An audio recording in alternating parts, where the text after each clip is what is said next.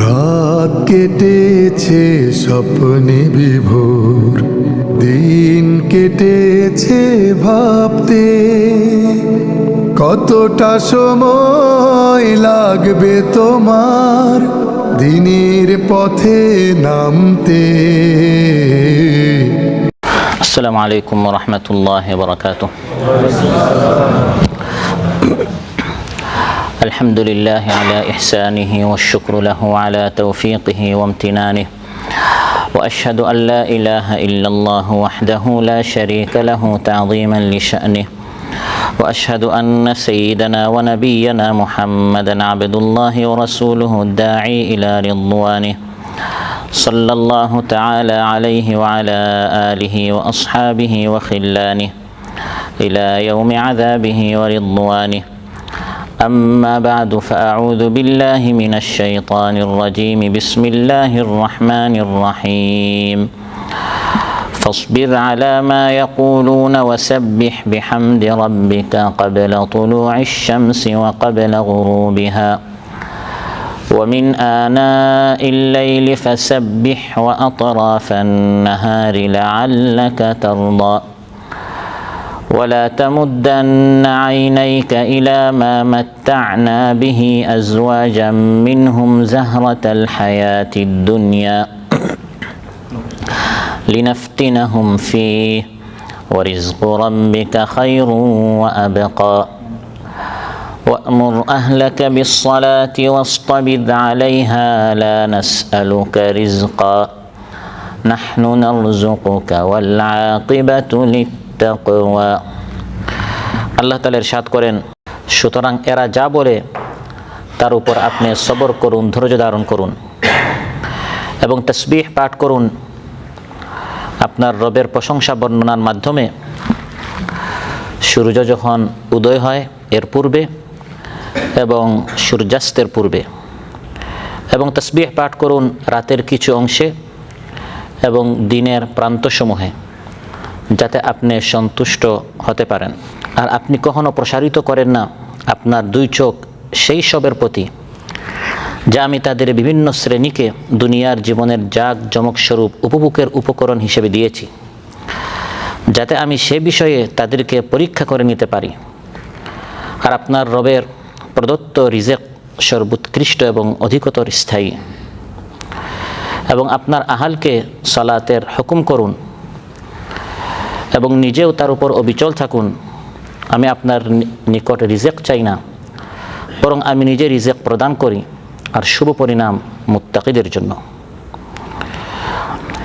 ইমাম ইবনুল কাইয়িম শাখার উদ্যোগে আয়োজিত আজকের এই নৈশ ইবাদত, রাতের ইবাদত, শব্বেদারি, কিয়ামুল লাইল, উপস্থিত রয়েছেন শাখার সহসভাপতি, ওয়ার্ড এবং উপশাখা দায়িত্বশীল ভাইরা, আমার প্রাণপ্রিয় শপথের কর্মী সদস্য ভাইরা এবং এই আন্দোলনের কর্মী ভাইরা।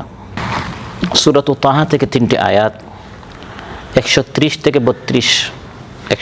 থেকে 132 পর্যন্ত এই 3টি আয়াত তিলাওয়াত করে এর সরল বাংলা অনুবাদ উপস্থাপন করেছি। এই 3টি আয়াতের আলোকে সবর, তাসবিহ, নামাজ,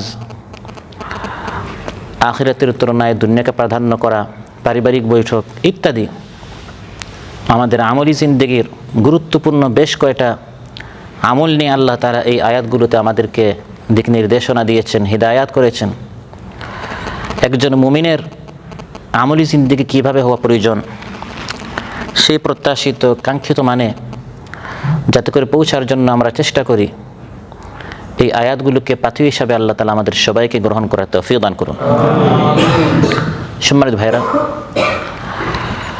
আলোচ্য আয়াতের প্রথম আল্লাহর হুকুম হচ্ছে ফাসবির আলা মা ইয়াকুলুন, সবর করতে হবে। সাফল্যের চাবিকাঠি হচ্ছে সবর। অস্থির, অধৈর্য, তাড়াহুড়া যারা করে, পরিণাম পরিণতি ফলাফল পাওয়ার জন্য যারা তাড়াহুড়া করে, তারা কখনো সফলতায় পৌঁছতে পারে না। ইসলামে আন্দোলন করছেন এবং আপনার সামনে বিপদ আপদ মুসিবত আসবে না, এটা হতে পারে না। কটু কথা শুনতে হবে, প্রতিকূল পরিস্থিতি সামনে আসবে, এমত অবস্থায় এক কথা শুনলে 10 কথা যদি আপনি বলতে যান, আপনার আমল নষ্ট হয়ে যাবে। আপনার আমল আর তারাক্কি হলো না, উন্নত হলো না, বরং আপনি তার চেয়ে আরও নিচে নেমে গেলেন। সবর করতে হবে, বলার চেয়ে শোনার যোগ্যতা বৃদ্ধি করতে হবে। আল্লাহ তাআলা জবান একটি দিয়েছেন, কান দুইটা দিয়েছেন, যতটুকু বলি কমপক্ষে দ্বিগুণ শোনার জন্য। রাসূল সাল্লাল্লাহু আলাইহি সাল্লাম যখন দাওয়াত নিয়ে এসেছেন, কত কথা তার শুনতে হয়েছে। রাস্তায় যাচ্ছেন, কেউ বলল পাগল, আরেক গলিতে গেলেন, আরেকজন বলল গণক, দোকানে ঢুকলেন, একজন বলে জাদুকর, বাজারে গেলেন, তাঁবুতে গেলেন, ঘরে গেলেন, প্রায় জায়গায় তাকে কটু কথা শুনতেই হতো। আল্লাহ তাআলা বলেন ফাসবির আলা মা ইয়াকুলুন, তারা যা বলে আপনি জবাব দিতে যাবেন না, বরং আপনি সবর করুন। সহিহ বুখারী এবং সহিহ মুসলিমে এসেছে, ইবনে মাসউদ রাদিয়াল্লাহু আনহু বলেন কাআন্নী আনজুরু ইলা রাসূলিল্লাহি সাল্লাল্লাহু আলাইহি ওয়াসাল্লাম, রাসূল সাল্লাল্লাহু আলাইহি ওয়াসাল্লামকে কেমন যেন আমি দেখছি তিনি এক নবীর ঘটনা বলছেন। নবী তার বিরুদ্ধে তার কওম কথা বলছে, বরং তার শরীরে আঘাত করেছে, রক্তে রঞ্জিত করেছে। তিনি বদদুয়া করেন নাই, পাল্টা জবাব দেন নাই, বরং তিনি বলেছেন আল্লাহুম্মা গফির লি কওমি ফাইন্নাহুম লা ইয়ালামুন, হে আল্লাহ আমার কওমকে ক্ষমা করুন, মাফ করুন, তারা জানে না। সে তার মধ্যে যদি এই বুঝটা থাকতো, যে বুঝটা আল্লাহ আমাকে দিয়েছেন, তাহলে সে ইসলামী আন্দোলনে শামিল হয়ে যেত। তাই সবর করতে হবে, এবং এই সবর হতে হবে লোক দেখানোর জন্য নয়। সবর করতে গিয়েও অনেকে নিজের আমল বরবাদ করে ফেলে। সবর করেছি যাতে করে মানুষ বলে মাশাআল্লাহ এর মতো ধৈর্যশীল কেউ নেই, এত সবর করতে পারে, তাহলে আপনার সবরটা বরবাদ। ইয়া আইয়ুহাল মুদ্দাসসির কুম ফাআনযির ওয়া রাব্বাকা ফাকাব্বির ওয়া থিয়াবাকা ফাতাহহির ওয়ার রুজজা ফাহজুর ওয়া লা তামনুন তাস্তাকসির ওয়া লিরাব্বিকা ফাসবির। সবরটা করতে হবে ওয়া লিরাব্বিকা, আপনার রবের জন্য, আল্লাহর সান্নিধ্য পাওয়ার জন্য, আল্লাহর নৈকট্য লাভ করার জন্য, আল্লাহর কুরবত হাসিল করার জন্য সবর করতে হবে। আল্লাহ তাআলা আপনার জন্য কল্যাণ চেয়েছেন বিধায় আপনাকে আল্লাহ তাআলা দুটি কটু কথা শোনার সুযোগ করে দিয়েছেন। কারণ যদি প্রতিকূল পরিস্থিতি না আসতো, তাহলে তো আপনার সবরের প্রয়োজন নাই, তখন আপনি শুকরিয়া করবেন। অনুকূল পরিস্থিতিতে সবরের প্রয়োজন নাই। যারা সবর করে ইন্নামা ইউওয়াফাস সাবিরুনা আজরাহুম বিগাইরি হিসাব, তাদের জন্য বেহিসাব আল্লাহ পুরস্কার তৈরি করে রেখেছেন। এখন এই পুরস্কার যদি আপনি পেতে চান, সেই পরিস্থিতির মুখোমুখি তো আপনাকে হতে হবে। সব সময় যদি পরিস্থিতি ভালো হয়, তাহলে সেই বেহিসাব পুরস্কার থেকে আপনি বঞ্চিত হয়ে যাবেন। আল্লাহ আপনার গুনাহ মাফ করতে চান, আপনার মাকাম বুলন্দ করতে চান, আপনাকে অসংখ্য অগণিত পুরস্কারে পুরস্কৃত করতে চান। সেজন্য রাসূল সাল্লাল্লাহু আলাইহি ওয়াসাল্লাম ইরশাদ করেন, বুখারীতে এসেছে, মান ইউরিদিল্লাহু বিহি খায়রান ইউসিব মিনহু, যার জন্য আল্লাহ কল্যাণ চান, তার কাছ থেকে মাঝে মধ্যে আল্লাহ বিপদ আপদ মুসিবতে ফেলে তার কাছ থেকে পরীক্ষা নেন। সন্তান হারা হয়েছেন, সন্তান অসুস্থ হয়েছে, মায়ের ক্যান্সার হয়েছে, আপনার স্ত্রীর কোন এক ধরনের রোগ হয়েছে, জায়গা জমিনের আপনার সমস্যা হয়েছে, এত অস্থির কেন হবেন? বরং এটা উপলব্ধি করতে হবে আল্লাহ তাআলা আমার জন্য কল্যাণ চান। চলতে ফিরতে আমি তো গুনাহ করেছি, এই গুনাহগুলোর কারণে জাহান্নাম ওয়াজিব হয়ে যাচ্ছে, জাহান্নাম থেকে বাঁচিয়ে আল্লাহ তাআলা জান্নাত দিতে চান। সেজন্য আল্লাহ তাআলা মাঝে মধ্যে এই সকল বিপদ দিচ্ছেন। এই দুনিয়ার জিন্দেগিতে সারা জীবন সুখে ছিল এরকম কেউ নেই। বিপদ আপদ আসবেই, সাময়িক পরীক্ষা, ওই সময় আপনি সবর করেন কিনা। পরে তো যে কেউ যখন দেখবে আর কোনো উপায় নেই, তখন বলবে যাক সবর করি, ওই সবরের কোনো দাম নেই। আস-সাবরু ইনদা সাদমাতিল উলা, প্রথম ধাক্কা সবর করতে হয়। ওয়ালানাবলুওয়ান্নাকুম বিশাইইম মিনাল খাউফি ওয়াল জু'i ওয়া নাকসিম মিনাল আমওয়ালি ওয়াল আনফুসি ওয়াস সামারাত وبشر الصابرين الذين إذا أصابتهم مصيبة قالوا إنا لله وإنا إليه راجعون। আল্লাহ তাআলা বলেন অবশ্যই অবশ্যই, লামে তাওকীদ নুনে তাওকীদ, তোমাদের কাছ থেকে আমি পরীক্ষা নিবই। এটা প্রত্যেকের জিন্দগিতে এই ধরনের পরিস্থিতির মুখোমুখি হতেই হবে। কখনো ভয়ভীতি, এই সমস্যাটা আমাদের 5 আগস্টের আগ পর্যন্ত ছিল। এখন আলহামদুলিল্লাহ এই বিপদ থেকে আল্লাহ তাআলা অনেকটা আমাদেরকে মুক্ত করেছেন, আলহামদুলিল্লাহ। বিষয় মিনাল খাউফ, ভয়টা হচ্ছে সবচেয়ে বড় বিপদ। মানুষের যদি পেটে খাবার না থাকে এটা মানুষ সহ্য করতে পারে, কিন্তু সব সময় কোন সময় মরি, কোন সময় বাঁচি, কোন সময় কী হয় না হয়, এই যে একটা আপনার গাজ্জাবাসীর বা এতদিন আপনার সিরিয়ায় ছিল বা বিভিন্ন দেশে যখন যুদ্ধবিগ্রহ হয় তখন একটা ভয় ভীতি, এটা হচ্ছে সবচেয়ে বড় একটা বিপদ। ওয়ালজুই ক্ষুদা, ওয়ানাকসিম মিনাল আমওয়াল, মালের ঘাটতি, আপনার চাকরি চলে গেল, ডিমোশন হলো, ব্যবসায় আপনার লস হলো, এগুলো হবেই। সব সময় যদি ব্যবসায় লাভ হয় এটা তার ব্যবসা নয়, ব্যবসার মধ্যে হারজিত আছেই। প্রমোশনের অর্থই হচ্ছে প্রমোশন একদিকে হয়, অন্য একজনের ডিমোশন হয়। সবার প্রমোশন হলে আর প্রমোশন থাকে না। প্রমোশনের অর্থই হচ্ছে আপনি আরেকজনের উপর কেউ হয়েছেন, আরেকজনের উপর আপনি পদোন্নীত হয়েছেন, আপনার প্রমোশন হয়েছে, তার মানে আরেকজন কি হবে, ডিমোশন হবেই। হার জিত এটা তো থাকবেই। কখনো সবর, কখনো শুকরিয়া। ওয়ানাকসিম মিনাল আমওয়াল ওয়াল আনফুস, জানের ঘাটতি, সবসময় তার জনশক্তি বৃদ্ধি হয় না, কখনো কি হয়, ঘাটতি হয়। এসেছেন, যেতেই হবে, সেটা আপনার বাবা হোক, মা হোক, আত্মীয় হোক, বন্ধু হোক, সাথী হোক, ছেলে হোক, মেয়ে হোক। ওয়াসসামারাত, ফল, আপনার উপার্জিত টাকা, সম্পদ, অনেক কষ্টে অর্জন করেছেন, একটা জিনিস হাতছাড়া হয়ে গেল। আমরা অনেক সময় অস্থির হয়ে যাই, বিপদে পড়ে এমন অবস্থা হয়, ফলে এই জিনিসটাও হারালাম, সওয়াবটাও হারালাম না। আল্লাহ বলেন এই অবস্থায় যারা সবর করে, ওয়াবাশশিরিস সাবিরিন, তাদেরকে সুখবর দাও যারা বিপদে পড়লে অস্থির হয় না, বরং বলে ইন্না লিল্লাহি ওয়া ইন্না ইলাইহি রাজিউন। দ্বীনি কাজে লেগে থাকা, যখন দ্বীনি কোনো কর্মসূচি ঘোষণা করা হয় তখন আহ্বানে সাড়া দেয়া, ভালো লোকদের সাথে থাকা, মন চায় না, মন ছটফট করে দুনিয়ার দিকে, দুনিয়ামুখী হতে, দুনিয়া আরো বেশি প্রতিষ্ঠিত হতে। তাই সূরাতুল কাহফে আল্লাহ তাআলা এটাও সবর বলছেন, ওয়াসবির নাফসাকা মাআল্লাযীনা ইয়াদউনা রাব্বাহুম বিল গাদাতি ওয়াল আশি, রাত দিন যারা আল্লাহ তাআলাকে ডাকে তাদের সাথে সবর করে তুমি বসো। সুবহানাল্লাহ। যারা আল্লাহ তাআলাকে ডাকে, যারা কোরআন চর্চা করে, যারা কোরআন অধ্যয়ন করে, যারা হাদিস অধ্যয়ন করে, রাত দিন যারা আল্লাহকে স্মরণ করে, তাদের সাথে তোমার মনটা আটকে রাখো, তুমি এখানে বসো। ইউরিদুনা ওয়াজহা, আল্লাহর সন্তুষ্টির জন্য যারা মেহনত করেছে তাদের সাথে তুমি লেগে থাকো, সেখানেও বসার জন্য সবরের প্রয়োজন রয়েছে। আর ধৈর্যশীল বান্দা একদিনে হয় না, বরং সবর করতে করতে বান্দা সাবির হয়। ধৈর্যশীল হতে হতে বান্দা এক সময়, ধৈর্য ধারণ করতে করতে বান্দা এক সময় ধৈর্যশীল হয়। বুখারী মুসলিমে এসেছে, মান ইয়াতাসাব্বার ইউসাব্বিরহুল্লাহ, যে সবর করে তাকে আল্লাহ তাআলা সবর করার তৌফিক দান করেন। আল্লাহ তাআলা আমাদের সবাইকে উপর আমল করার তৌফিক দান করুন। রাসূল সাল্লাল্লাহু আলাইহি সাল্লামকে আল্লাহ তাআলা উপদেশ দিচ্ছেন, পাশাপাশি গোটা উম্মতকে, বিশেষ করে যারা দাঈ ইলাল্লাহ তাদেরকে, ফাসবির আলা মা ইয়াকুলুন, তারা যা বলে সেটা শুনে হে নবী আপনি সবর করুন। ওয়াসাব্বিহ বিহামদি রাব্বিকা ক্বাবলা তুলুইশ শামসি ওয়া ক্বাবলা গুরুবিহা ওয়া মিন আনাইল লাইলি ফাসাব্বিহ ওয়া আতরাফান নাহারি লাআল্লাকা তারদা। তারপর কি আমল করতে হবে?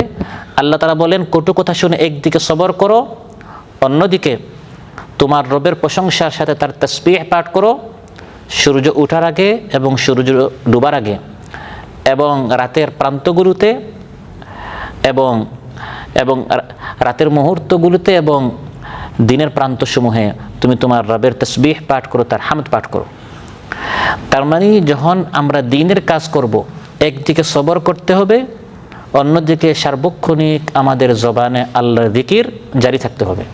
ক্বাবলা তুলুইশ শামসি, সূর্য ওঠার আগে, ওয়া ক্বাবলা গুরুবিহা, সূর্য ডুবার আগে, ওয়া মিন আনাইল লাইল, রাত ব্যাপী, ফাসাব্বিহ, তাসবিহ পাঠ করো, ওয়া আতরাফান নাহার, এবং দিনের প্রান্ত সমূহে, দিনের শুরুতে, দিনের শেষে, দিনের মাঝখানে সবসময় রবের তাসবিহ পাঠ করো। এই যে সূর্য ওঠার আগে, সূর্য ডুবার আগে, রাতের সময়গুলোতে, দিনের প্রান্তসমূহে তাসবিহ পাঠ করতে আল্লাহ হুকুম করেছেন। এই তাসবিহ দ্বারা উদ্দেশ্য কি? তাফসিরে এর কয়েকটি তাফসির করা হয়েছে। একটি হচ্ছে, এখানে তাসবিহ দ্বারা উদ্দেশ্য হচ্ছে সালাত। সূর্য ডুবার আগে তসবিহ পাঠ করো অর্থাৎ আসরের নামাজ, সূর্য ওঠার আগে অর্থাৎ ফজরের নামাজ, রাতে অর্থাৎ মাগরিব এবং আয়েশা, আর দিনে অর্থাৎ যোহরের নামাজ। অর্থাৎ এই আয়াতের মধ্যে আল্লাহ তাআলা ওয়াক্তে নামাজ আদায় করার জন্য হুকুম করছেন। নামাজের ওয়াক্তগুলো আল্লাহ তাআলা বলে দিয়েছেন এবং এই ব্যাখ্যাটি সূরা বনী ইসরাঈলে আল্লাহ তাআলা দিয়েছেন। রাসূল সাল্লাল্লাহু আলাইহি সাল্লামকে মেরাজে নেওয়ার পর যখন আল্লাহ তাআলা 5 ওয়াক্ত নামাজ ফরজ করলেন, মেরাজ থেকে ফিরে আসার পর প্র্যাকটিক্যাল প্রশিক্ষণ দেওয়ার জন্য জিবরিল আলাইহিস সালামকে আল্লাহ তাআলা পাঠালেন। কাবা ঘরের সামনে ইমামতি জিবরিল আলাইহিস সালামের ইমামতিতে রাসূল সাল্লাল্লাহু আলাইহি সাল্লাম 2 দিন পর পর 5 ওয়াক্ত করে 10 ওয়াক্ত জিবরিল আলাইহিস সালাম ইমামতি করে এই 5 ওয়াক্ত নামাজের সময়টি হাতে কলমে প্রশিক্ষণ দিয়েছেন।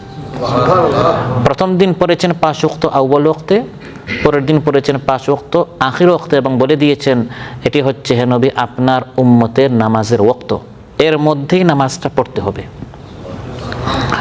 ইসলামী আন্দোলন আমরা যারা করছি, নামাজের প্রতি আমাদের সবচেয়ে বেশি যত্নবান হতে হবে। জামাতের সাথে মসজিদে বা সময় মতো প্রত্যেকটি নামাজ পড়ার জন্য আমাদের সবাইকে পাবন্দ থাকতে হবে। আমাদের দাওয়াতি ভাইয়েরা, আমাদের সহযোগী ভাইয়েরা, আমাদের কর্মী ভাইয়েরা আমাদের দাওয়াতে কখনই সাড়া দিবে না যদি তারা আমাদের নামাজে কোনো গাফলতি দেখে। একজন সহযোগী চায়, একজন দাওয়াতি ভাই চায়, সে দেখবে এই আন্দোলনের যারা শপথের কর্মী আছেন তারা সব সময় নামাজে সবার আগে থাকবে। তখন এই বাস্তব সাক্ষীর মাধ্যমে তাদেরকে আর মুখে দাওয়াত দিতে হবে না, তারা দলে দলে এই কাফেলায় শামিল হবে। আলুচ্চায়তে আল্লাহ তাআলা বলছেন রাসূল সাল্লাল্লাহু আলাইহি সাল্লামকে, আর মহানবী সাল্লাল্লাহু আলাইহি সাল্লামের তো নামাজে কোনো গাফলতি নেই, কিন্তু এটা আল্লাহ তাআলা বুঝাতে চান এই আন্দোলনের রুকুন হবে, এই আন্দোলনের সদস্য হবে, এই আন্দোলনের কর্মী হবে, আর নামাজে গাফলতি এটা কখনো হতে পারে না। فأقيموا الصلاة إن الصلاة كانت على المؤمنين كتابا موقوتا। আল্লাহ তাআলা বলেন 5 ওয়াক্ত নামাজ সময় মতো পড়ো। নিশ্চয় নামাজ সময় মতো আল্লাহ তাআলা ফরজ করে দিয়েছেন। সালাত একটা ফরজ, সময় মতো পড়া হচ্ছে আরেকটা ফরজ। বুখারীতে এসেছে ইবনে মাসউদ রাদিয়াল্লাহু আনহু মহানবী সাল্লাল্লাহু আলাইহি ওয়াসাল্লামকে প্রশ্ন করেছেন আইয়ুল আমালি আহাব্বু ইলাল্লাহি তাআলা, আল্লাহর নিকট সর্বোত্তম আমল কি? মহানবী সাল্লাল্লাহু আলাইহি ওয়াসাল্লাম ইরশাদ করেছেন আস-সালাতু আলা ওয়াক্তিহা, ওয়াক্ত মতো সালাত আদায় করা। নামাজ পড়েও মানুষ জান্নাতে যায়, আবার নামাজ পড়ে মানুষ জাহান্নামে যায়। ফাওয়াইলুল লিল মুসাল্লিন, নামাজীদের জন্য ধ্বংস। আমার বিশ্বাস আমার সামনে যারা আছে আমরা সবাই নামাজি, কিন্তু এই নামাজের মধ্যে যেন আমাদের গাফলতি না থাকে। আল্লাযীনা হুম আন সালাতিহিম সাহুন, নামাজে গাফিল হওয়ার কারণে ওয়াক্ত আসছে ওয়াক্ত যাচ্ছে, আচ্ছা পরে পড়বো, একসাথে পড়বো, মিলাইয়া পড়বো, এই চরিত্র থাকার কারণে ফাওয়াইলুন, তাদের জন্য ধ্বংস। ভুলে গেলেন, ঘুমিয়ে গেলেন, সেই সমাধান ইসলাম দিয়েছে। মান নামা আন সালাতিন আও নাসিয়াহা ফালিয়ুসাল্লিহা ইযা যাকারাহা ফাইন্না যালিকা ওয়াক্তুহা লা কাফফারাতা লাহা ইল্লা যালিক। ঘুমিয়ে গেলেন বা ভুলে গেলেন, রাসূল সাল্লাল্লাহু আলাইহি ওয়াসাল্লাম ইরশাদ করেন যখন স্মরণ হবে বা যখন জাগ্রত হবেন তখন নামাজটা আদায় করে নিতে হবে। এটাই হচ্ছে আপনার এই নামাজের ওয়াক্ত। নামাজ থেকে ঘুমিয়ে যাওয়ার কারণে কোনো গুনাহ নেই, তাই আজকে থেকে আমরা ঘুমাবো, নামাজ বাদ দিয়ে নাকি? ঘুমাবার আগে আপনি অ্যালার্ম লাগিয়েছেন কিনা, ওঠার জন্য ব্যবস্থা নিয়েছেন কিনা, এই জন্য আল্লাহর নিকট জবাব দিতে হবে। কিন্তু সব ব্যবস্থা নেওয়ার পর যদি ঘুমিয়ে যান, ঘুম হচ্ছে লা সুলতান, এর উপর মানুষের কোনো ক্ষমতা নেই। মাঝে মধ্যে ঘুম মানুষকে তার কাবুতে নিয়ে নেয়, এই জন্য ঘুমের কারণে কোনো গুনাহ নেই, কিন্তু ঘুমের আগে আপনি ব্যবস্থা না নিলে এর জন্য আল্লাহর নিকট জবাব দিতে হবে। বিশেষ করে ফজরের সালাত, তারা আমাকে আপনাদের সবাইকে আমল করতে তৌফিক দান করুন। ফজরের সালাতে কোনো অবস্থায় কোনো নামাজ, কোনো সালাত কোনোভাবে যেন আমাদের কাজা না হয়। বিশেষ করে কোন নামাজ? ফজরের নামাজ। ইন্না কুরআনাল ফাজরি কানা মাশহুদা, আল্লাহ তাআলা ইরশাদ করেন নিশ্চয় ফজরের নামাজে এই সময় ফেরেশতারা উপস্থিত থাকে। সুবহানাল্লাহ। ফজরের নামাজ আল্লাহ তাআলা আলাদা উল্লেখ করেছেন, ওয়া কুরআন আল ফাজরি ইন্না কুরআন আল ফাজরি কানা মাশহুদা। এবং ফজরের নামাজে তুমি হাজির থাকো, তিলাওয়াত পড়ো, তিলাওয়াত শুনো, মাশহুদা, সেখানে ফেরেশতারা শাহিদ, সাক্ষী থাকে। সুবহানাল্লাহ। ফজরের সময় হচ্ছে সেই নামাজ যেই সময় ফেরেশতাদের শিফট চেঞ্জ হয়। দিন এবং রাতের ফেরেশতারা মিলিত হওয়ার সময় হচ্ছে ফজরের নামাজ। তাহলে আন্দোলন জিহাদ করে আমি যদি ফজরের নামাজ আমার গাফলতি থাকে, নামাজে যদি আমার উদাসীনতা থাকে, এই আন্দোলন করে কোনো লাভ হবে না। বুখারী মুসলিম এসেছে, ইয়াতাআকাবুনা ফীকুম মালাইকাতুম বিল-লাইলি ওয়া মালাইকাতুম বিন-নাহার। রাসূল সাল্লাল্লাহু আলাইহি ওয়াসাল্লাম ইরশাদ করেন, তোমাদের আমল সংরক্ষণ করার জন্য, লেখার জন্য দিনে একদল ফেরেশতা আসে, রাতে আরেক দল ফেরেশতা আসে। ওয়া ইয়াজতামিউনা ফী সালাতিল ফাজরি ওয়া সালাতিল আসরি। ফজর এবং আসরের নামাজে তারা মিলিত হয়। দিনের শিফট যাদের, তাদের ডিউটি শেষ হয় আসরে। রাতের শিফট যাদের, তারা কাট মারে কোন সময়? আসরে। আসরে রাতের ফেরেশতারা আসে আর দিনের ফেরেশতারা যায়। আর ফজরের সময় আপনার রাতের ফেরেশতারা ডিউটি শেষ করে যায় আর দিনের ফেরেশতারা আসে। যখন ফজরের নামাজ শেষ করে ফেরেশতারা আল্লাহর নিকট যায়, আল্লাহ তাআলা জানেন। তারপরে ফেরেশতাদেরকে মাশহুদা, তাদেরকে সাক্ষী রাখার জন্য আল্লাহ বলেন, কাইফা তারাকতুম ইবাদি, আমার বান্দাদেরকে তোমরা কিভাবে রেখে এসেছো? ফায়াকুলুনা তারাকনাহুম ওয়া হুম ইউসাল্লুন ওয়া আতাইনাহুম ওয়া হুম ইউসাল্লুন। যখন গিয়েছি দেখেছি আসরের নামাজে, আসার সময় দেখেছি ফজরের নামাজে। ফজরের নামাজ হচ্ছে এমন একটি নামাজ যে নামাজের যে ওয়াক্তের নামে আল্লাহ তাআলা সূরা নাযিল করেছেন, সূরাতুল ফাজর। আল্লাহ শপথ করেছেন ওয়াল ফাজর, এই ওয়াক্তের নামে। রাসূল সাল্লাল্লাহু আলাইহি ওয়াসাল্লাম ইরশাদ করেন, এশার নামাজ যে ব্যক্তি জামাতে পড়লো, রাতের অর্ধেক কিয়ামের ইবাদতের সওয়াব আল্লাহ তাআলা দিবেন। ফজরের নামাজ যে ব্যক্তি জামাতে আদায় করবে, তাকে আল্লাহ তাআলা পুরো রাত ইবাদতের সওয়াব আল্লাহ তাআলা তাকে দান করবে। সহিহ মুসলিমের বর্ণনা, মান সাল্লাল ইশা ফি জামাআতিন ফাকান্নামা কামা নিসফাল লাইল ওয়া মান সাল্লাস সুবহা ফি জামাআতিন ফাকান্নামা সাল্লাল লাইলা কুল্লা। আবার সহিহ মুসলিমে এসেছে, মান সাল্লাস সুবহা ফাহুয়া ফি যিম্মাতিল্লাহ, ফজরের নামাজ যে ব্যক্তি পড়বে সে আল্লাহর জিম্মায় চলে যায়। আপনি ফুল ইন্স্যুরেন্স আপনার হয়ে গেল, আপনার আর কোনো ক্ষতি কেউ করতে পারবে না। জাহান্নাম থেকে আপনি মুক্তি পাবেন। সহিহ মুসলিম এসেছে, লান ইয়ালিজান নার আহাদ সাল্লা ক্বাবলা তুলুইশ শামসি ওয়া ক্বাবলা গুরুবিহা। সূর্য অস্ত যাওয়ার আগে এবং সূর্য ওঠার আগে, অর্থাৎ ফজর এবং আসর নামাজ যে ব্যক্তি পাবন্দির সাথে পড়বে, এই ব্যক্তি কখনো জাহান্নামে যাবে না। তার মানে ফজর আসর পড়বেন আর যোহর মাগরিব এশা বাদ দিবেন নাকি? এর অর্থ হচ্ছে ঘুমের, বিশ্রামের এই দুই ওয়াক্তের পাবন্দি যারা করবে, বাকি তিন ওয়াক্ত তো তারা অবশ্যই পাবন্দি করবে। ফজরের নামাজ যে ব্যক্তি গুরুত্বের সাথে পড়বে, দিদার ইলাহি তার নসিব হবে, আল্লাহর দর্শন, রুইয়াতুল্লাহ, আল্লাহকে দেখার সৌভাগ্য তার হবে। বুখারী মুসলিম এসেছে, জারির রাদিয়াল্লাহু আনহু বলেন যে আমরা একদিন মহানবী সাল্লাল্লাহু আলাইহি ওয়াসাল্লামের নিকট ছিলাম। ফানাযারা ইলাল কামারি লাইলাতুল বাদরি, পূর্ণিমার চাঁদের রাতে মহানবী সাল্লাল্লাহু আলাইহি ওয়াসাল্লাম পূর্ণিমার চাঁদের দিকে দেখলেন। দেখে ইরশাদ করলেন, ইন্নাকুম সাতারাউনা রাব্বাকুম ইয়ানান কামা তারাউনা হাযাল কামার লা তুদামুনা ফি রুইয়াতি। এই চাঁদকে যেরকম তোমরা দেখতে পাচ্ছ, কোনো ধাক্কাধাক্কি নাই, আপনাকে ধাক্কা মারিনি যে ভাই একটু সরেন আমি চাঁদ দেখতে পাচ্ছি না, হয় নাকি? চাঁদ দেখতে যেরকম কোনো ধাক্কাধাক্কি নেই, আল্লাহ তাআলাকে তোমরা কিয়ামতের দিন এরকম একেবারে সহজে দেখতে পারবে। ফাইন ইসতাতা'তুম আল্লা তুগলাবু আলা সালাতিন ক্বাবলা তুলুইশ শামসি ওয়া ক্বাবলা গুরুবিহা ফাফআলু। কিন্তু দিদার ইলাহি, আল্লাহর দর্শনের শর্ত হচ্ছে ফজর এবং আসর এই দুই নামাজের পাবন্দি করতে হবে। সূর্য ডুবার আগে এবং সূর্য ওঠার আগে এই দুই নামাজ পাবন্দির সাথে পড়তে হবে। তারপর রাসূল সাল্লাল্লাহু আলাইহি ওয়াসাল্লাম এই আয়াতটি পড়ে, ওয়াসাব্বিহ বিহামদি রাব্বিকা ক্বাবলা তুলুইশ শামসি ওয়া ক্বাবলাল গুরুব। যে ব্যক্তি ফজর আদায় করে, রাতে যদি তার ঘুম কম হয়, মনটা উৎফুল্ল থাকে, মনটা খুশি থাকে। আর পুরো রাত ঘুমিয়েছে, সকাল উঠেছে 8টা-9টার সময়, মনটা সবসময় কী থাকে? সংকীর্ণ থাকে, সংকুচিত থাকে। বুখারী মুসলিমে এসেছে, ইয়াকিদু শাইতানু আলা কাফিয়াতি রাসি আহাদিকুম সালাসা উকদান ইযা নাম বিকুল্লি উকদাতিন আলাইকা লাইলুন তাওয়িলুন ফারকুদ। মানুষ যখন ঘুমায়, শয়তান 3টা গিট মানুষের মাথার নিকট বাঁধে এবং প্রতিবার বলে, রাত যখন অনেক লম্বা তুমি ঘুমাও। ফাইদা ইস্তাইকাযা, বান্দা যখন ঘুম থেকে উঠে, ফাযাকারাল্লাহ, দোয়া পড়ে, আলহামদুলিল্লাহিল্লাযী আহইয়ানা বা'দামা আমাতানা ওয়া ইলাইহিন নুশুর, তখন একটি গিট ইনহাল্লাত উকদা, একটি গিট খুলে যায়। ওয়া ইযা তাওয়াদ্দা ইনহাল্লাত উকদাতান, ওযু করলে 2টা গিট খুলে যায়। ফাইদা সাল্লা ইনহাল্লাতিল উকাদ, ফজরের নামাজ আদায় করলে সব গিট খুলে যায়। ফাসবাহা নাশীতান তাইয়িবান নাফসি, তখন মনটা উৎফুল্ল হয়, খুশি হয়, ভালো লাগে।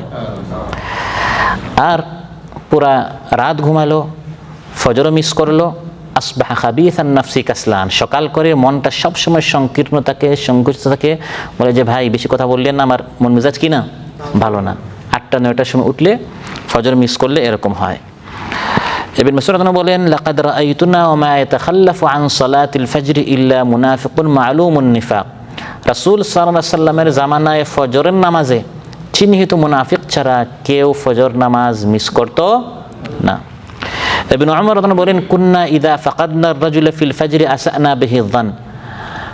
রাসূল সাল্লাল্লাহু আলাইহি সাল্লামের জামানায় কোনো ব্যক্তিকে ফজর নামাজ যদি আমরা না দেখি, আমরা তার সম্পর্কে একটা খারাপ ধারণা করে ফেলতাম, লোকটা বোধহয় মুনাফিক হয়ে গেছে।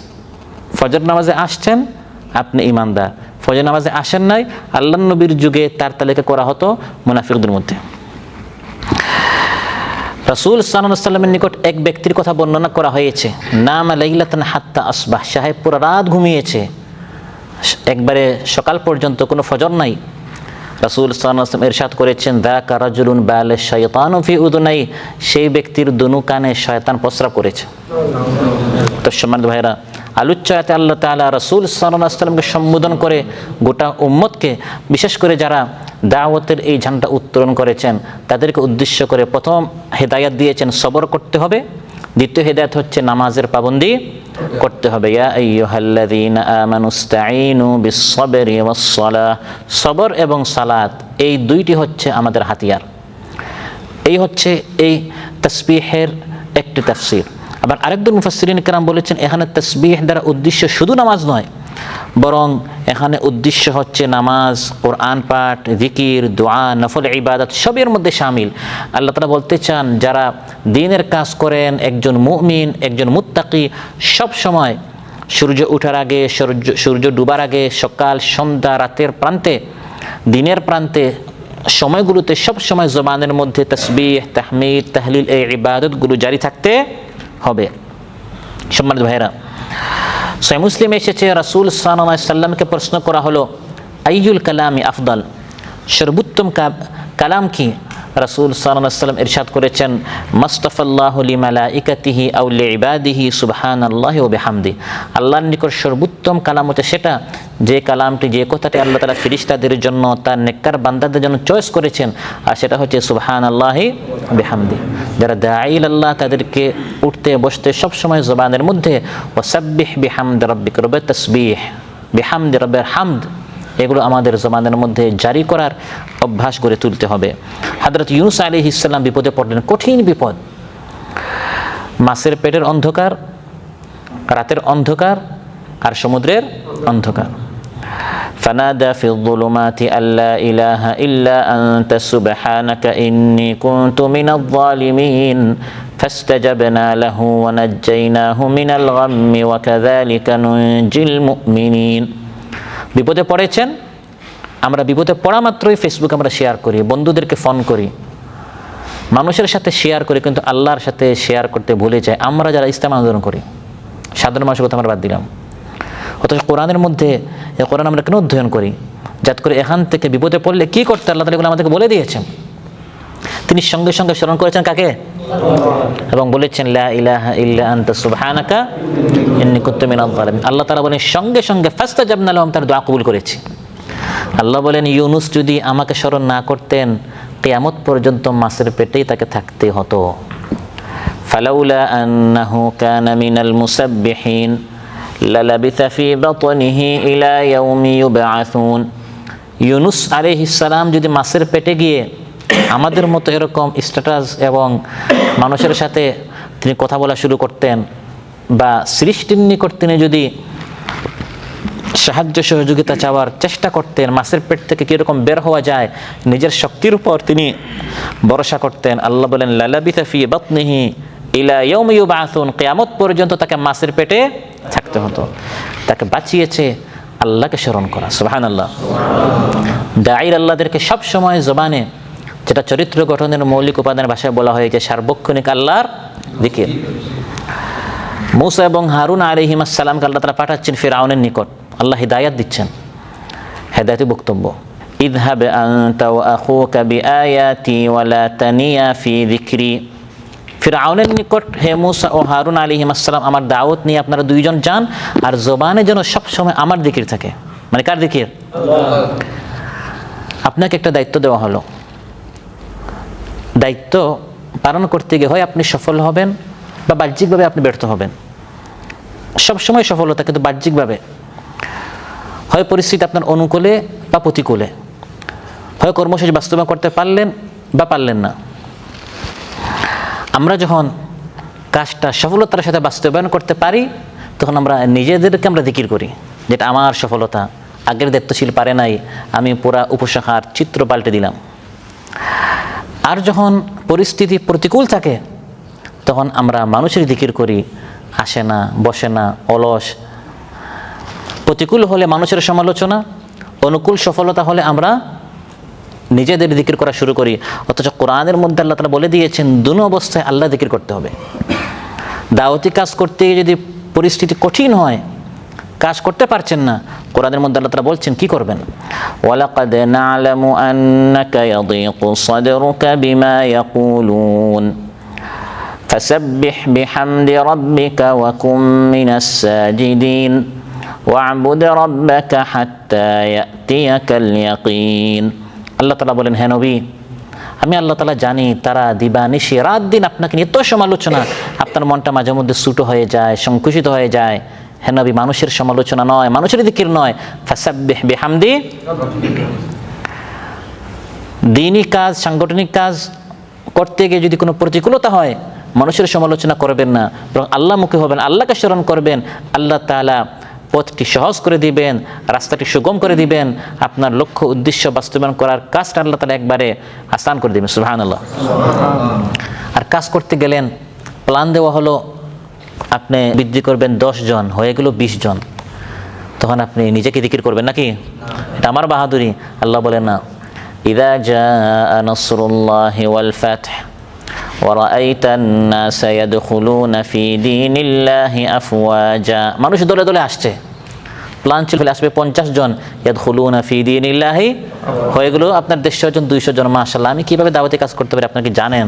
আল্লাহ বলেন না, ফাসাব্বিহ বিহামদি রাব্বিক, আল্লাহর জিকির করেন, এটা আল্লাহর দয়া আপনার প্রতি। আল্লাহ তাআলা এই কাজটি চেয়েছেন আপনার মাধ্যমে করাতে। আল্লাহ আরেকজনের মাধ্যমে করিয়ে যে সওয়াবটা আপনি অর্জন করেছেন আরেকজনকে দিতে পারতেন, তাকে না দিয়ে আল্লাহ আপনাকে দিয়েছেন। আপনার জন্য আল্লাহ কল্যাণ চান। আপনার কোনো অবদানে হানি নেই, বরং আপনার মাধ্যমে অনেক ভুল ত্রুটি হয়ে গেছে, যা হওয়ার কথা ছিল না। এজন্য ওয়াস্তাগফিরহু ইন্নাহু কানা তাওয়াবা।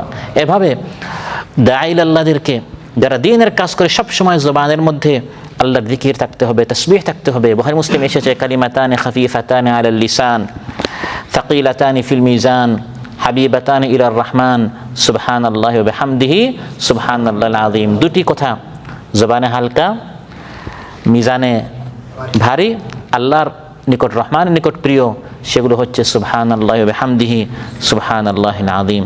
এভাবে বিকুল্লি তাসবিহাতিন সাদাকা, বিকুল্লি তাহমিদাতিন সাদাকা, প্রত্যেকটি সুবহানাল্লাহ, প্রতিটা আলহামদুলিল্লাহ এক একটি সাদাকা আল্লাহ তাআলা লিখতে থাকেন। সুবহানাল্লাহ। এভাবে আল্লাহ তাআলা বলেন, হ্যাঁ নবী, একদিকে সবর করেন, জামাতের সাথে সময় মতো বা ওয়াক্ত নামাজ আদায় করেন, আর সকাল সন্ধ্যায় জিকির করতে থাকেন, লাআল্লাকা তারদা। এভাবে এমন ইবাদত করেন যাতে আপনি এমন পুরস্কার আল্লাহর নিকট পান, সওয়াব পান, এই সওয়াব পেয়ে আপনি যেন সন্তুষ্ট হয়ে যান। সুবহানাল্লাহ। এই সকল আমল করলে আল্লাহ তাআলা এত দিবেন, দিতে দিতে দিতে দিতে এমন দোয়া দিবেন যে বান্দা সন্তুষ্ট হয়ে যাবে। ওয়ালা সাউফা ইউতিকা রাব্বুকা ফাতারদা। আল্লাহ তাআলা এত বেশি দিবেন যে বান্দা খুশি হয়ে যাবে। আল্লাহ তাআলা তার নবীকে বলছেন, হে নবী, এই সকল আমলের পাবন্দি করেন, আমি আপনাকে দ্বীনের জন্য বাছাই করেছি। কিয়ামত পর্যন্ত যাদেরকে আল্লাহ তাআলা ভালোবাসেন তাদেরকে আল্লাহ তাআলা দ্বীনি কাজের জন্য বাছাই করেন। আরেক দলকে আল্লাহ তাআলা দুনিয়ার জন্য তাদেরকে রেখে দিয়েছেন, তারা দুনিয়া পেয়েছে। হে নবী, আপনি কোরআন পেয়েছেন, তারা দুনিয়া পেয়েছে। এ কথা নবীকে সম্বোধন করে গোটা উম্মতকে, বিশেষ করে যারা এই দ্বীনের দায়িত্ব পালন করেছে তাদের জন্য। একদল পেয়েছে দুনিয়া আর একদল কোরআন।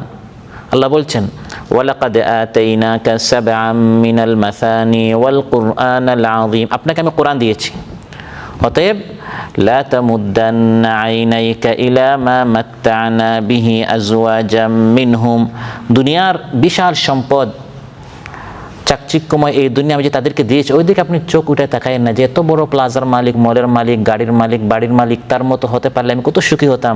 আপনি সবচেয়ে বড় সুখী, আপনি কোরআন পেয়েছেন, আপনি কোরআনটা খুলতে পারছেন, আপনি কোরআনটা অধ্যয়ন করতে পেরেছেন, আপনি হাদিস অধ্যয়ন করতে পারছেন, আপনি প্রতিদিন ইসলামী বই সাহিত্য পড়তে পারছেন, আপনি দাওয়াতি কাজ করতে পারছেন। আপনার মতো প্রবাসী, আমার মতো প্রবাসী, তারা এই সংগঠনের সন্ধান পায় নাই, সন্ধান পাওয়ার পরেও তারা এই সংগঠনের এই সকল কাজ করতে পারছে না। আবার অনেকে আসার পরও তারা এখান থেকে বাছাইয়ের পর ছাঁটাইয়ের তালিকায় পড়ে গেল। আল্লাহ তাআলা আমাকে আপনাকে এখনও রেখেছেন, আল্লাহ বলেন এটা শুকরিয়া করার বিষয়। আল্লাহ তাআলা কত বড় দয়া করেছেন, সুবহানাল্লাহ। ওয়ালা তামুদ্দান্না আইনাইকা ইলা মা মাত্তা'না বিহি আজওয়াজাম মিনহুম, আমার আরও আল্লাহ তাআলা বলেন যে সবর করেন, সকাল সন্ধ্যা জিকির করেন, সময় মতো নামাজ আদায় করেন, এবং দুনিয়ার ঐশ্বর্যশালী পুঁজিপতিরা হরেক রকমের পার্থিব চাকচিক্য এবং বিবিধ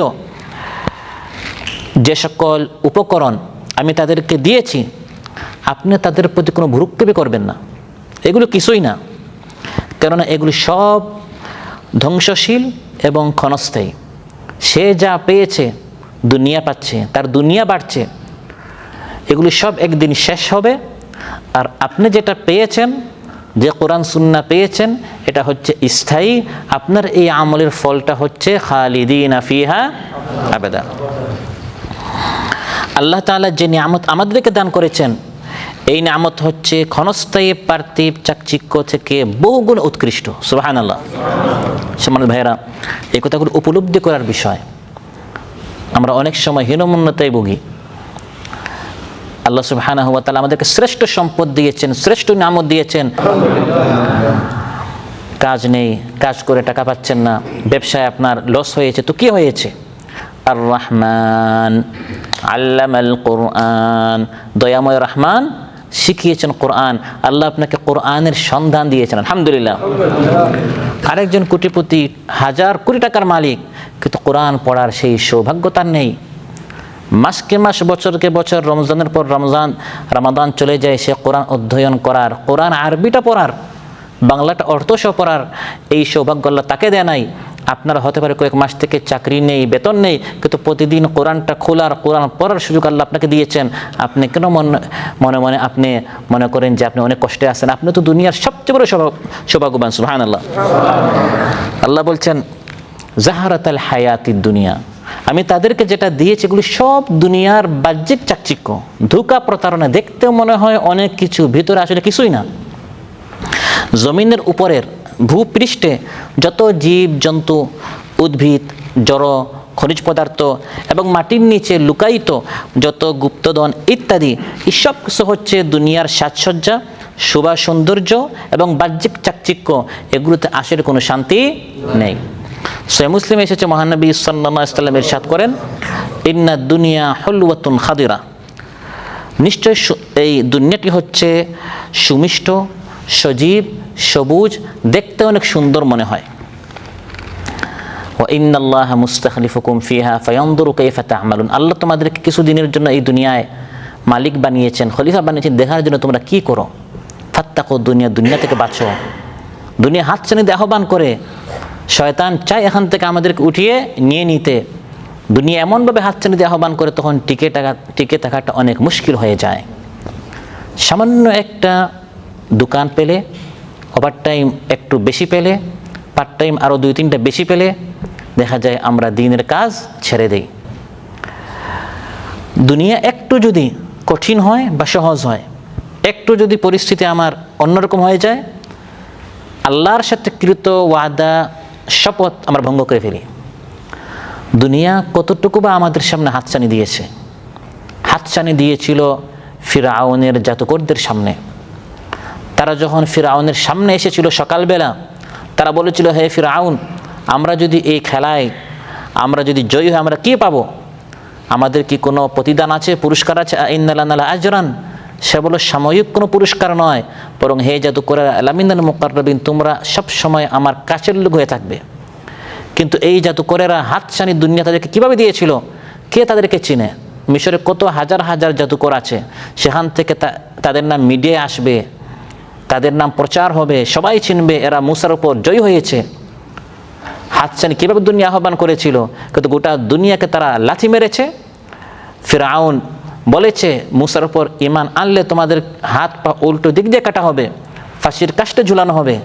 তারা দুনিয়ার প্রলোভন, দুনিয়ার ধোঁকা, দুনিয়ার প্রতারণা, দুনিয়ার হাতছানি সব কিছু ত্যাগ করে তার আখিরাতকে, মুসা আলাইহিস সালামের দাওয়াতকে তারা কবুল করে নিয়েছে। সুবহানাল্লাহ। এটি হচ্ছে আদর্শ বুঝা, আদর্শ গ্রহণ করা, শপথ ও ওয়াদা যেটা নিয়েছি এর উপর টিকে থাকা। সামান্য একটু দুনিয়া আমাদেরকে আহ্বান করলেই আমরা এমনভাবে তাকাই, অথচ আলোচনা আল্লাহ তাআলা বলছেন লা তামুদ্দা, ওই দিকে তুমি চোখ উঠাইও না। আল্লাহ তাআলা লা তানজুর বলেন নাই, দেখতে নিষেধ করেন না, বরং বলেছেন চোখ উঠিয়ে তাকায় না। মানে এটা কোনো কিছুই না, এটাকে বড় করে দেখার কোনো বিষয় না। আজকে যে কোটিপতি, পরদিন সে একবার শূন্য হয়ে যায়, জিরো থেকে হিরো, হিরো থেকে জিরো। আমরা কত দেখি, 10 বছরের রাজা, 9 বছরের আপনার সাজা, এগুলো বাংলাদেশের ইতিহাসে কত হয়েছে। 15, 16, 17 বছর কত দাপটের সাথে আপনার ক্ষমতা ছিল, কিন্তু এখন তাদের কথা কে জানে? একটু বেশি ইনকামের জন্য, একটু বেশি উপার্জনের জন্য, এই ক্ষণস্থায়ী দুনিয়ার জন্য আমরা অনেক সময় আমাদের শপথগুলো আমরা ভুলে যাই। প্রিয় ভাইরা, আল্লাহ সুবহানাহু ওয়া তাআলা আমাদেরকে এমন আন্দোলনের জন্য কবুল করেছেন, যে আন্দোলন যুগে যুগে নবীরা করেছেন, ওলিরা করেছেন, আল্লাহর প্রিয় মুত্তাকি বান্দারা করেছেন। আমরা এখানে যারা আছি, কয়জন বড় আলিম আছেন, মুফতি আছেন, মুফাসসির আছেন, ব্যারিস্টার আছেন, আইনজীবী আছেন। সমাজ অবহেলিত হলেও আমাদের সবচেয়ে বড় ডিগ্রি বৃহত্তর ইসলামী আন্দোলন, সঠিক যেটা ইসলামী আন্দোলন, সেই আন্দোলন আমরা শামিল হতে পেরেছি, আলহামদুলিল্লাহ। হযরত বেলালের, হযরত হাব্বাবের, হযরত হুবাইবের, তাদের কি ডিগ্রি ছিল? কামিল পাস ছিল, দাওরা পাস ছিল, কিন্তু তারা ইসলামী আন্দোলনে শামিল হতে পেরেছেন। আর মহাজ্ঞানী ছিল আবুল হাকাম, আবু জাহেল হয়ে গেল, কারণ এই দিন থেকে সে দূরে ছিল। আল্লাহ তাআলা আমাদেরকে শামিল করেছেন। আল্লাহ তাআলা যেমন বাছাই করতে পারেন, আমাদের অলসতার কারণে, নিষ্ক্রিয়তার কারণে, নামাজে গাফলতি, অধ্যয়নে গাফলতি, দাওয়াতি কাজে গাফলতি, এর কারণে আমার অতীত জীবনের আমার মেহনত, আমার চেষ্টা প্রচেষ্টা মুহূর্তের ভিতরে সব মুছে দিয়ে এই আন্দোলন থেকে ছাঁটাই করতে আল্লাহ তাআলার এক মুহূর্ত সময় লাগে না। এই জন্য আমাদের প্রতি খুব বেশি খেয়াল রাখতে হবে যে আমার আমলে কোনো ঘাটতি হচ্ছে কিনা, আমার আমলে কোনো ত্রুটি হচ্ছে কিনা, আল্লাহ তাআলা কি আমার উপর নারাজ হয়ে যাচ্ছেন কিনা।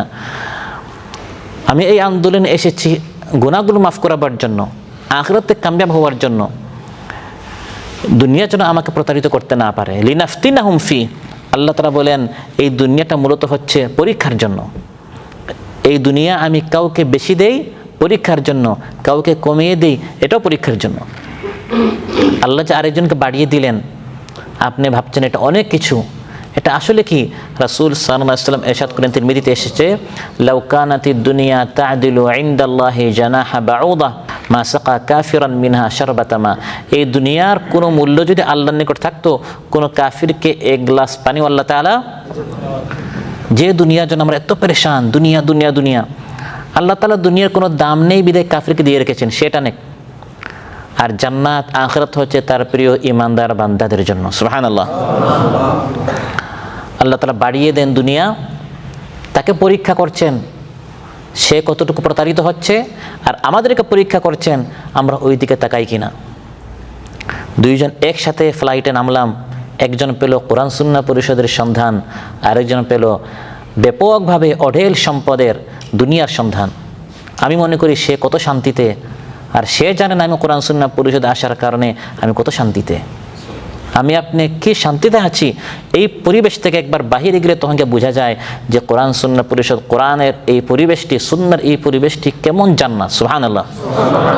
লিনাফতিনাহুম ফি, পৃথিবীর পৃষ্ঠে এই সব সাজ সরঞ্জাম, মন ভুলানো, চাকচিক্যে যাতে আমরা মুগ্ধ হচ্ছি, আল্লাহ তাআলা বলেন এগুলি সব হচ্ছে নিছক সাময়িক সৌন্দর্য, নিছক আমাদের পরীক্ষার জন্য এর সমাবেশ ঘটানো হয়েছে, আমাদের আয়েশ আরামের জন্য নয়। ইন্না জাআলনা মা আলাল আরদি জিনাতাল লাহা লিনাবলুয়াহুম আইয়ুহুম আহসানু আমালা। আল্লাহ পরীক্ষা করতে চান কার আমল বেশি ভালো হয়। এই সকল দুনিয়ার সন্তান সন্ততি, টাকা পয়সা, অর্থ সম্পদ আল্লাহ তাআলা কেন দেন? পরীক্ষা করতে চান। এগুলোতে কে মোহিত হয়, প্রতারিত হয়, আর কে এগুলোর থেকে আল্লাহর দ্বীনকে বেশি প্রাধান্য দিয়ে থাকে। কানা আবাউকুম ওয়া আবনাউকুম ওয়া ইখওয়ানুকুম ওয়া আজওয়াজুকুম ওয়া আশিরাতুকুম ওয়া আমওয়ালুন ইকতারাফতুমুহা। যে হে নবী বলুন, যদি তোমাদের বাপ দাদা, যদি তোমাদের ভাই ব্রাদার, যদি তোমাদের স্বামী বা পুরুষদেরকে বলা হচ্ছে, যদি মানে তোমাদের স্ত্রী, যদি তোমাদের আত্মীয় স্বজন, যদি তোমাদের সম্পদ যা তোমরা উপার্জন করেছো, যদি তোমাদের ব্যবসা বাণিজ্য যার মন্দা তোমরা ভয় করো, যদি তোমাদের প্রিয় জায়গা জমিন, দোকানঘাট, ঘর বাড়ি, এগুলো আল্লাহর থেকে, রাসূল থেকে, ইসলামী আন্দোলন থেকে বেশি প্রিয় হয়, এই দুনিয়াটাকে যদি তোমরা বেশি প্রাধান্য দাও, তাহলে অপেক্ষা করো, আল্লাহর পক্ষ থেকে কঠিন শাস্তি আসছে। নাউযুবিল্লাহ। তাহলে এই পর্যায়ে আসার পর, দ্বীনটাকে এতটুকু বোঝার পর, দুনিয়াকে প্রাধান্য দিতে গিয়ে যদি আমরা আমাদের আমলগুলো নষ্ট করে ফেলি, আমাদের মতো ব্যর্থ আর কেউ হতে পারে না। ওয়া'লামু আন্নামা আমওয়ালুকুম ওয়া আওলাদুকুম ফিতনা ওয়া আন্নাল্লাহা ইনদাহু আজরুন আযীম। আল্লাহ তাআলা ইরশাদ করেন, জেনে রাখো তোমাদের এই মাল, তোমাদের এই সন্তান, তোমাদের এই ধন সম্পদ, এগুলো সব ফিতনা, পরীক্ষা। আল্লাহর নিকট রয়েছে উত্তম পুরস্কার। আল্লাহ তাআলা চাইলে আমাদেরকে মরুভূমিতে বা জঙ্গলে সৃষ্টি করতে পারতেন, তা না করে এই দুনিয়ার মাঝখানে সৃষ্টি করেছেন। দুনিয়া আহ্বান করছে, আবার কোরআন সুন্নাহ পরিষদ আহ্বান করছে। এই টানাটানির মধ্যে সারা জীবন আমাদের কাটাতে হবে। এটা ইচ্ছা করে আল্লাহ তাআলা এভাবে করেছেন পরীক্ষার জন্য। আল্লাহ তাআলা বলেন যে তোমাদের আগে এই পৃথিবীতে আরেক দল ছিল, তাদেরকে সরিয়ে সুম্মা জাআলনাকুম খালাইফা ফিল আরদি মিন বা'দিহিম লিনানজুরা কাইফা তা'মালুন, এটা দেখার জন্য এখন তোমরা কি আমল করো, তোমরা দুনিয়াকে প্রাধান্য দাও না আখিরাতকে প্রাধান্য দাও। এভাবে সারা জীবন এই পরীক্ষা চলতেই থাকবে। একদিন আসবে, পরীক্ষা শেষ হয়ে যাবে। এই পরীক্ষা যেদিন শেষ হবে, সেদিন ভোগের এই সকল সরঞ্জাম আল্লাহ তাআলা খতম করে দিবেন, এবং তখন গোটা পৃথিবী ধুধু প্রান্তর ছাড়া আর কিছুই থাকবে না। আজ আপনি যেটা দেখছেন, বিশাল বিল্ডিং, বিশাল কিছু রঙিন, সোনালি, রূপালি, কত কিছু আপনি দেখছেন। কোরআন বলছে গোটা দুনিয়া যেটার জন্য এত মেহনত, এত পরিশ্রম, এত চেষ্টা, এত দুশ্চিন্তা, এত টেনশন, আল্লাহ বলেন ওয়া ইন্না লাজাইলুনা মা আলাইহা সাঈদান জুরুজা, একদিন আসবে গোটা পৃথিবী উদ্ভিদহীন, বৃক্ষলতাহীন, শুকনো একটি ধুলামাটিতে গোটা পৃথিবী পরিণত হবে। অতএব যে জিনিস আপনাকে আমাকে আখিরাত থেকে দুনিয়ামুখী করছে, ওই জিনিস দেখা মাত্রই মাথায় যেন এটা আসে, কানা তুরাব ওয়া ইয়াসিরু তুরাব, মাটি ছিল আবার মাটি হয়ে যাবে। তাহলে আমি ওই জিনিসের প্রতি আকৃষ্ট হবে কেন? এটা কোনো স্থায়িত্ব নেই, এটা কোনো হাকিকত নেই। এটা মাটি ছিল আবার মাটি। ওয়া ইন্না লাজাইলুনা মা আলাইহা সাঈদান জুরুজা, আল্লাহ বলেন গোটা পৃথিবী, আজ তুমি যে সুন্দর রঙিন দুনিয়া দেখছো, এটা গোটা পৃথিবী এক পরিষ্কার ময়দান হয়ে যাবে, একেবারে সমতল, যাতে কোনো গাছ থাকবে না, কোনো পালা থাকবে না। এমন একদিন আসবে যেদিন এই দুনিয়া তার যাবতীয় সৌন্দর্য চাকচিক্য সহ ধ্বংস হয়ে যাবে, এবং ভূপৃষ্ঠ একটি গাছ বৃক্ষলতাহীন সমতল ময়দানে পরিণত হবে। তাই রাসূল সাল্লাল্লাহু আলাইহি ওয়াসাল্লাম ইরশাদ করেন, তিরমিজিতে এসেছে, মালি ওয়ালিদ দুনিয়া, এই দুনিয়াকে নিয়ে আমার এত টেনশন কেন? দুনিয়ার কোনো দাম নেই আমি নবীর নিকট কেন? মা আনা ইল্লা কারাকিবিন ইস্তাযাল্লা তাহতা শাজারাতিন সুম্মা রাহা ওয়া তারাকাহা, আমার দৃষ্টান্ত হচ্ছে একজন মুসাফির সাময়িক কিছু সময়ের জন্য গাছের নিচে আরাম করতে গেল, তারপর গাছটা ছেড়ে চলে গেল। এখন গাছটা কীভাবে সুন্দর করা যায়, এখানে বিল্ডিং করা যায়, এই চিন্তা তো কোনো মুসাফির করবে না। এটা হচ্ছে ট্রানজিট, সাময়িক কিছু সময়ের জন্য সেখানে রেস্ট করছে। তো দুনিয়ার দৃষ্টান্ত হচ্ছে এমন, সাময়িক কিছু সময়ের জন্য আমরা এসেছি, আবার এখান থেকে চলে যেতে হবে।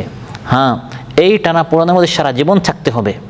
দুনিয়ার কাজ করব, দুনিয়ার জন্য মেহনত করব, ব্যবসা বাণিজ্য করব, ওভার টাইমের জন্য চেষ্টা করব, আরও পার্ট টাইম করব, কোনো নিষেধ নেই।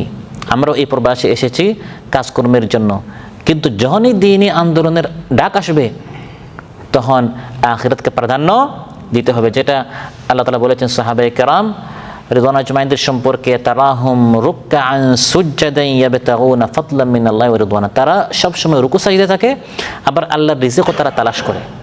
ইয়াবতাগুনা ফাদলাম মিনাল্লাহ, তারা একদিকে রিজিক অন্বেষণ করে, আবার তারা সবসময় আপনার রুকু সাজদায় থাকে। এই দুইটার মধ্যে ব্যালেন্স রেখে সবসময় আখিরাতকে তারা মানে প্রাধান্য দিতেন, সবসময় আখিরাতকে, আল্লাহর জিকিরকে, দ্বীনি কাজকে তারা প্রাধান্য দিতেন। দুনিয়া, সন্তান সন্ততি, পরিবারবর্গ এগুলো তাদেরকে আল্লাহর জিকির থেকে গাফিল করতে পারে নাই। ইয়া আইয়ুহাল্লাযীনা আমানু লা তুলহিকুম আমওয়ালুকুম ওয়ালা আওলাদুকুম আন যিকরিল্লাহ ওয়া মান ইয়াফআল যালিকা ফাউলাইকা হুমুল খাসিরুন। অতএব আল্লাহ তাআলা ইরশাদ করেন, সবর করতে হবে, সার্বক্ষণিক জিকির করতে হবে, নামাজের পাবন্দি করতে হবে, আখিরাতমুখী থাকতে হবে, দুনিয়ার হাতছানির দিকে সাড়া দেওয়া যাবে না, প্রতারিত হওয়া যাবে না, দুনিয়ার মোহে ধোঁকায় নিজেকে ধ্বংস করা যাবে না। এগুলি সব হচ্ছে পরীক্ষা। আর উত্তম রিজিক হচ্ছে ওয়ারিজকু রাব্বিকা খায়রুন ওয়া আবকা। সুবহানাল্লাহ। আল্লাহ তাআলার নিকট যে রিজিক, এটা হচ্ছে স্থায়ী, এটা হচ্ছে উত্তম। আজকে আমরা এখানে এসেছি দুনিয়ার নয়, বরং আখিরাতের রিজিকের অন্বেষণে। সুবহানাল্লাহ। আল্লাহ তাআলা বলেন, এই রিজিকটা আমি তোমাদেরকে দিয়েছি, তাতে খুশি হও। এটা প্রশংসা, আল্লাহর প্রশংসা করার বিষয়। আলহামদুলিল্লাহিল্লাযী হাদানা লিহাযা ওয়া মা কুন্না লিনাহতাদিয়া লাউলা আন হাদানাল্লাহ। সমস্ত প্রশংসা আল্লাহ তাআলার, যিনি আমাদেরকে এই পথ দেখিয়েছেন। আল্লাহ তাআলা যদি আমাদেরকে এই পথ না দেখাতেন, আমরা এই সঠিক পথে আসতে পারতাম না। অতএব সারা জীবন যদি আমরা সাজদায় কাটিয়ে দিই শুধু এই শুকরিয়া আদায় করার জন্য যে আল্লাহ তাআলা আমাদেরকে কোরআন সুন্নাহর এই মেহনতে শামিল করেছেন, এই এক নিয়ামতের শুকরিয়া আদায় হবে না।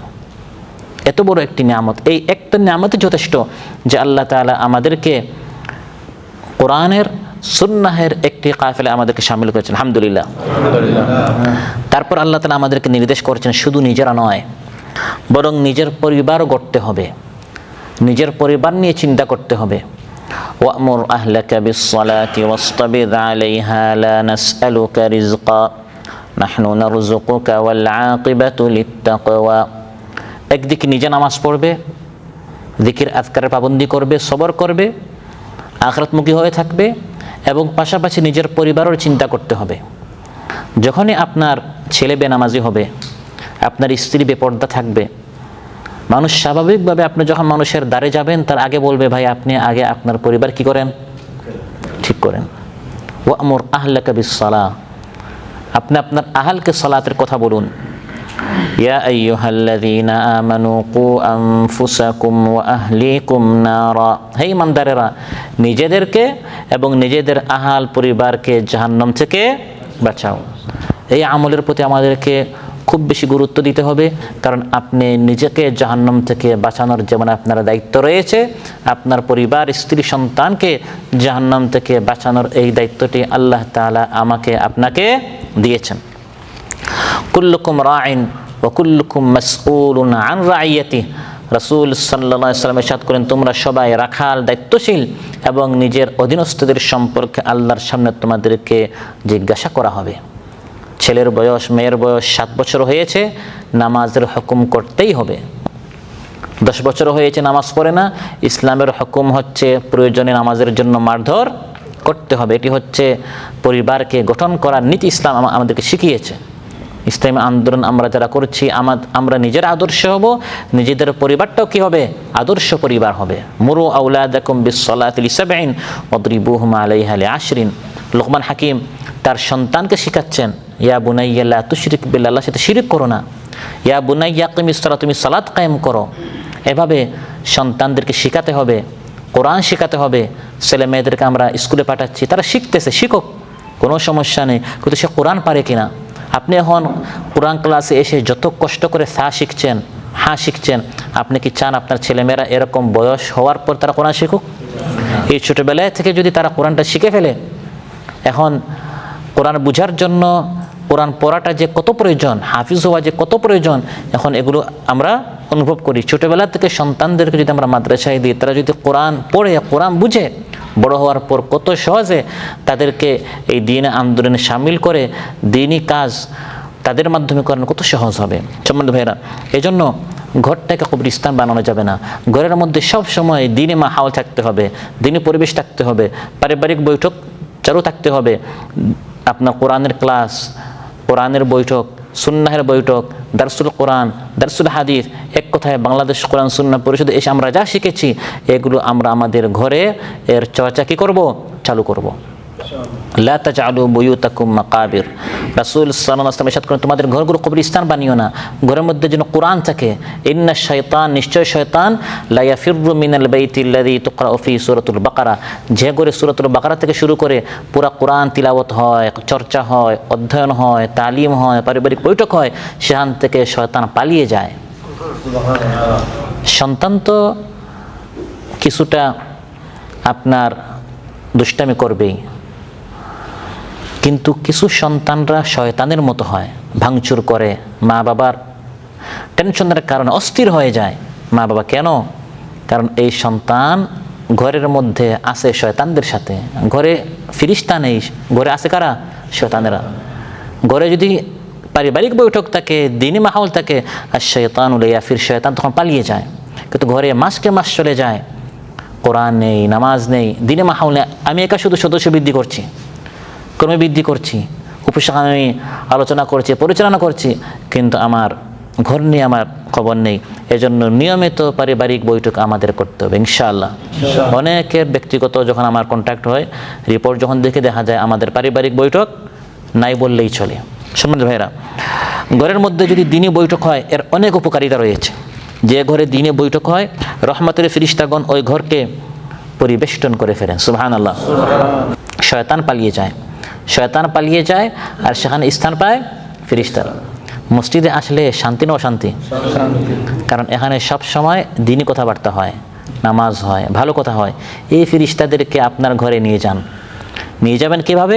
মসজিদের আমল যদি ঘরে চালু হয়।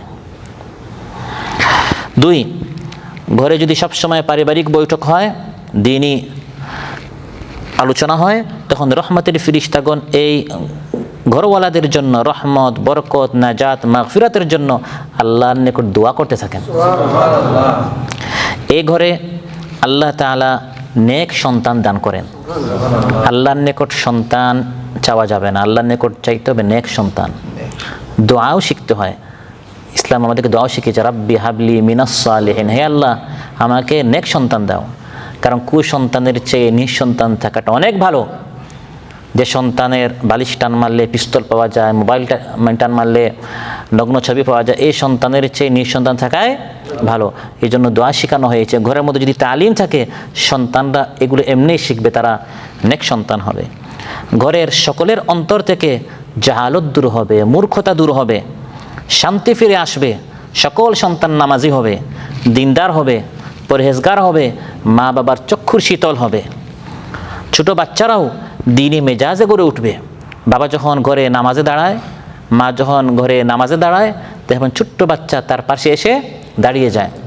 তাকে এসে এতক্ষণ আমি যে নামাজ নিয়ে শুরুতে আমি আলোচনা করেছি, এরকম বসে তাকে আলোচনা শোনাতে হয় না, সে দেখে দেখে শিখে ফেলে। এই পারিবারিক এই সকল পরিবেশের কারণে পরিবারের সকল সদস্যদের অন্তরে আখিরাতের ভয় সৃষ্টি হয়। সন্তানদের মধ্যে মাতা পিতাকে মানার যোগ্যতা সৃষ্টি হয়। পারিবারিক বৈঠক যখন হবে, মা বাবার হক কি, সন্তানের হক কি, পরস্পর ভালোবাসা, মা বাবার সম্মান, এগুলো অটোমেটিক সৃষ্টি হবে।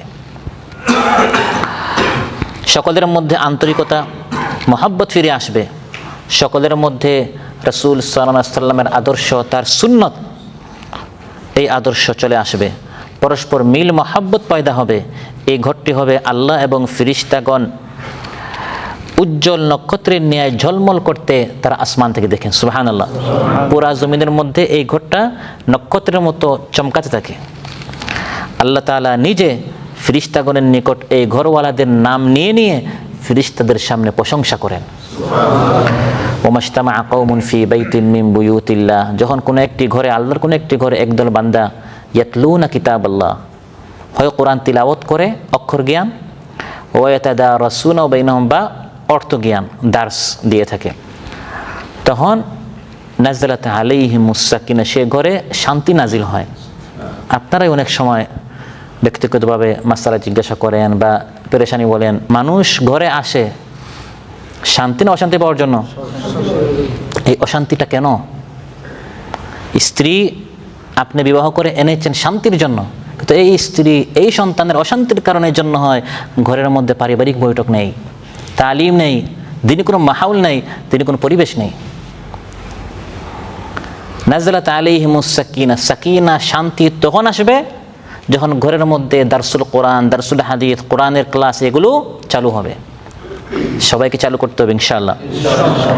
ওয়া গাশিয়াতহুমুর রাহমা, রহমত তখন এই ঘরকে ঘিরে ফেলে।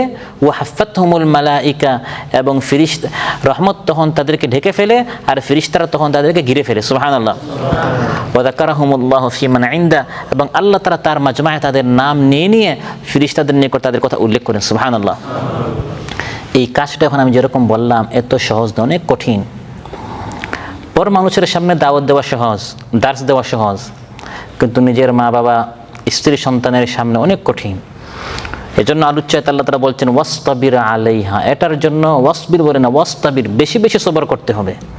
প্রতিদিন স্ত্রীকে ফজরের নামাজে উঠানো, প্রতিদিন সন্তানদেরকে উঠানো, সব সময় মেয়েকে পর্দার কথা বলা, সব সময় ছেলেকে কোরআনের কথা বলা, মেয়েকে সুন্নাহর কথা বলা, এটা সারা জীবনের দীর্ঘ একটি প্ল্যান পরিকল্পনা। সারা জীবন এই কাজটি করে যেতে হবে। ওয়াতাওয়াসাউ বিল হাক্কি ওয়াতাওয়াসাউ, এটার জন্য অনেক সবর প্রয়োজন।